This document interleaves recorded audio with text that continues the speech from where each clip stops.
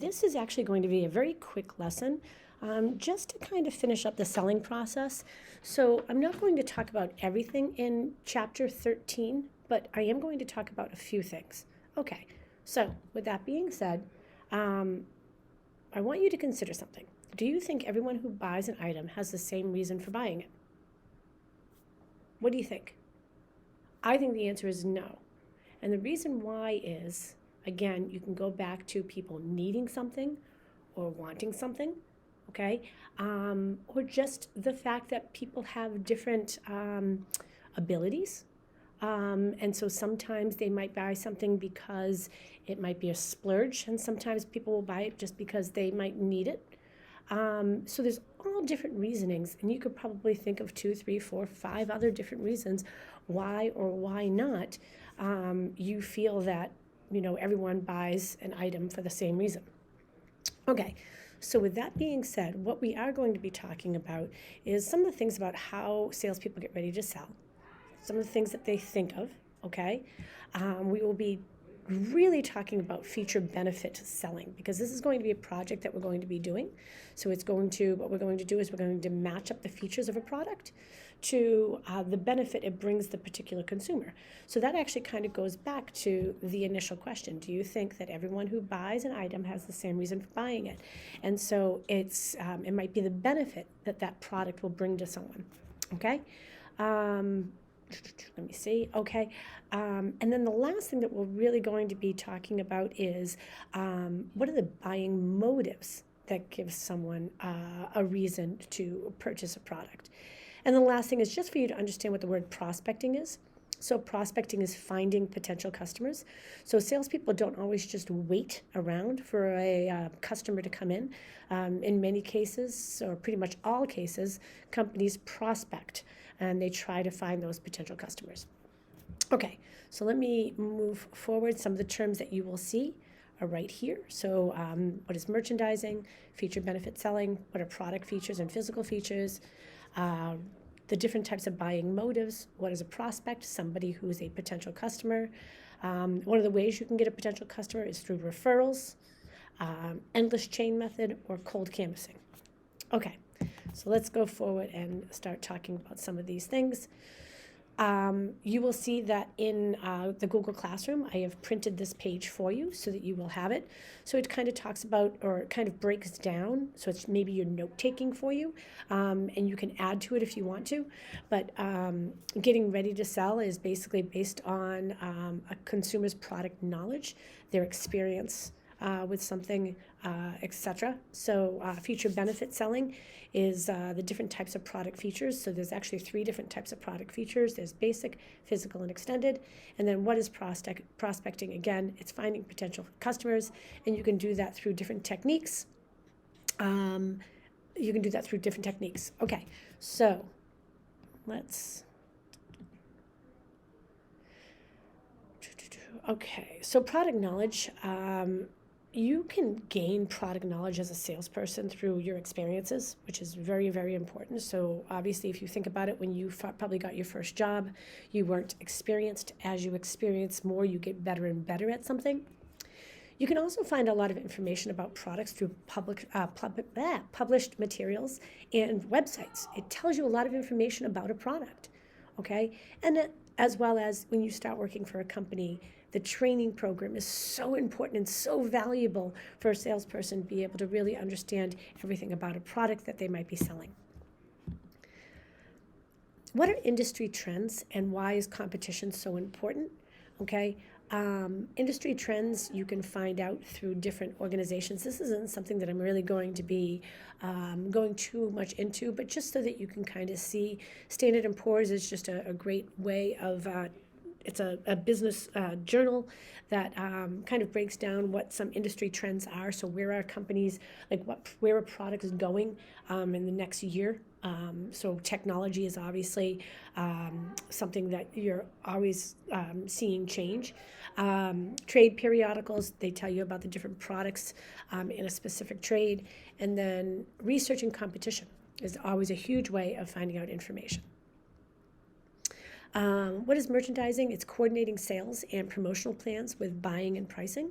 So, merchandising is basically putting everything together. So, it's offering giveaways, it's the promotional strategies such as signs, displays, whatever other type of promotion they might do. So, different types of advertising.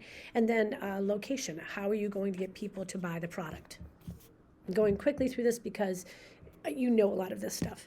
The word merchandising is important though, so it's coordinating all of them, the sales, the promotions, and the buying and pricing.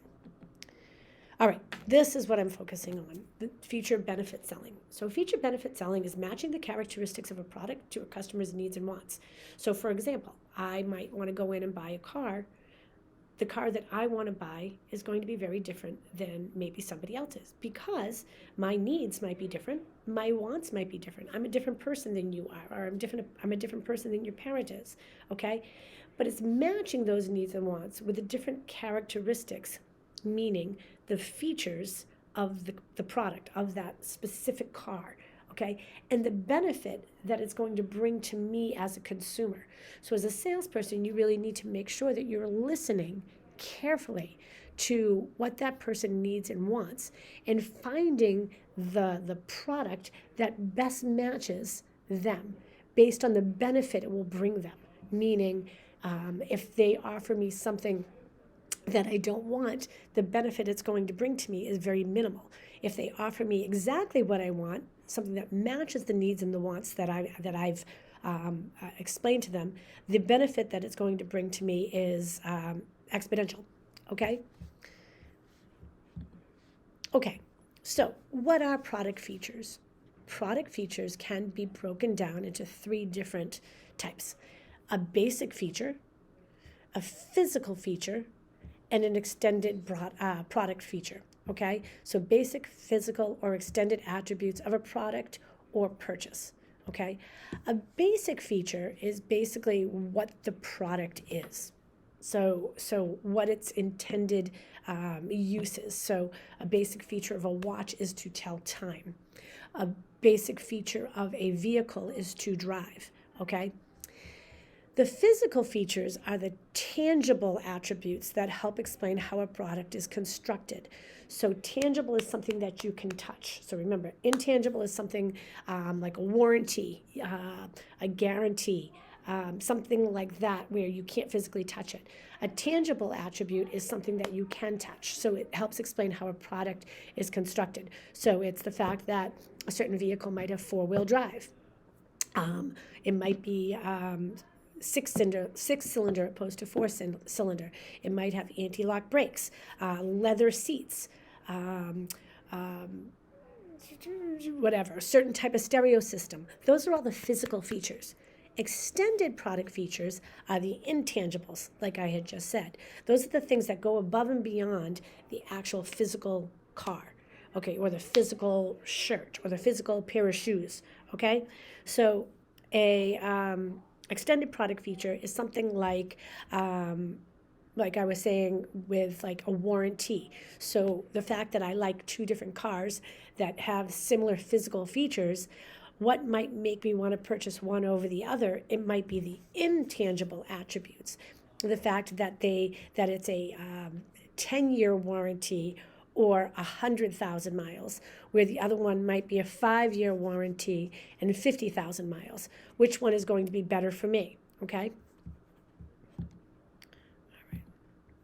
Okay. So product features. So examples of this, and this is again something that I can print off for you, but also you might want to take some notes with. Very easy graph for you to reconstruct on a piece of paper.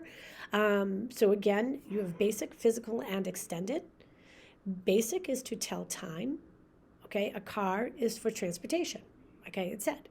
Physical features might be like if for a shirt or a jacket or something of that sort, is the type of fabric. It's cotton, it's silk, it's polyester, it's wool.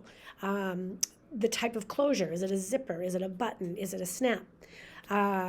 It might be the finish on something. It might be, so it might be the finish on a certain product, whatever it might be.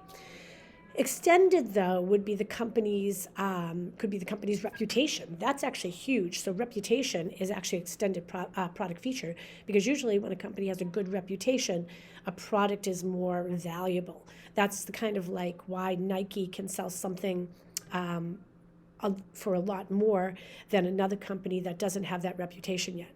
Okay, as well as the brand name itself. Okay, but it's also could be, like I had said earlier, a warranty on a product. Okay, the return policy could be an extended product feature. So as a salesperson, it's always a salesperson's job to analyze a product and determine what the benefits are. So a good salesperson will pull out every feature of a product. The fact that it's cotton, that it has a zipper, that it has a hood, that, and it's a lot easier to do that for like a product like clothing than it is to do something that has a lot of product features. Okay, so such as maybe a Sonos system, or like I was talking about, a car. It also could be something like a retirement plan. Okay, so you can every single company that sells something can determine what benefit certain plans are or certain products are for each individual customer. Okay, so what is a customer benefit? It's the advantage or personal satisfaction a customer will get from a good or a service. Okay, so a well-designed catalog will identify important selling points, the function of the product feature, and its benefit to the customer. That is what a good salesperson will do. They will create those selling points. So cotton, comfortable to wear, okay? Feature, benefit, okay? Anti-lock brakes, okay? That it will, so anti-lock brakes are the feature. The benefit is that is safety, or that it will stop quicker than brakes that don't have anti-lock. Okay, so feature, benefit. Okay, and then the last thing that I'm going to talk about today is the different types of what we call customer motives. So customer motives are what motivates. And again, you always take a word, try to figure it out. Customer buying motives, what does that mean? It's what motivates a customer's buying habits or purchases, okay? So a buying motive is a reason a customer buys a product. So there's actually what we call 3 different types of buying motives. The first one is what we call rational. A rational motive is a conscious, logical reason for a purchase. My car died, I need a new car, okay? That's a rational motive. I am always taking runs, and I have no idea how far I run each day, so I buy an Apple Watch. Okay, rational motive. Emotional, though, is the feeling expressed by a customer through whatever association they have with a product. So obviously I have an emotional motive today. Today is pajama day. Okay, so these are my products. Okay, if I had just purchased them, it would be because I feel that it was so important to show my support for childhood cancer. Okay, why? Because of Riley. Why? Because of all the little kids who are battling cancer. That would be emotional, something that it's an attachment. It makes you feel a certain way by purchasing something. Okay, so when you bought all your Riley Rocks gear, that was one of those reasons. Okay. Emotional also motives could be something like, and I'm just gonna keep talking about a car. I might rationally need a new car. Emotionally, though, I might buy a 4-door Jeep that the roof comes off. Why? Because it's going to give me a certain feeling when I drive it. I'm going to feel kind of free and fun and young. So emotionally, you buy something sometimes because of how it makes you feel. Guys, someday you're going to end up buying a ring for your girlfriend. Why? Because emotionally you want to get married. So the reason why you buy it sometimes is more of an emotional thing rather than anything else, okay? Rationally, you needed to buy the ring. Emotionally, you bought it because of that sense of feeling, okay? Patronage motive is a reason for remaining a loyal customer. So all companies want to have loyal customers because it's what motivates them to go there. So a good company has a lot of has a big customer base because of that patronage feeling. I go to a little coffee shop in Swampscott because the little old guy always remembers my name. I'm not going to say it's the best coffee I've ever had. I'm not going to say it's the best pastries I've ever had, but there's just something about that place that makes me want to be a loyal customer. Okay. And yes, there can be multiple motives. Okay. I need to buy a new car. Okay, rationally, okay. Emotionally, I wanted to buy that Jeep that the roof came off because, again, I'm 50 and I want to start feeling young again, or the fact that I have no kids and I don't have to be practical anymore. I can be, a little bit free. And patronage wise, it might be the place that I go to buy that car because I've had a good experience with them before. Okay? All right, so let me see if this is where I want to end up. Hold on. Yeah, so I'm going to end there. Oh, the last thing I want to say today is what is prospecting and what is a prospect? Prospecting is the process a salesperson goes through to look for new customers. So prospecting can be everything from having customer referrals. So you already have a customer and they give you referrals of people that they think would be interested in the products that you sell. Okay. It could also be what you call cold calling. So it could be randomly calling someone based on maybe their demographic or their geographic, because that's somewhat of who your target market might be. It also could be leads. So you could do some like kind of pre-research on different places. So for example, like let's just say I did some research on Beverly High School and I realized that their copy machines were a bit old. I would then know that that is a potential customer. So I would pass that lead on and have somebody contact Beverly High School to see if they'd want to sit down and talk about getting new copy machines. Okay, so prospecting is finding potential customers. So let's just say, for example, I'm a florist. How could I do some prospecting? How could I look for new customers? Okay, so think about it. How could a florist look for new customers? Well, one, you could, again, rely on maybe customer referrals, which is great, and that's really important. Two, you could actually look for them. Who buys flowers, right? So flowers are usually purchased for occasions. So you might want to look in the newspaper to see who's engaged.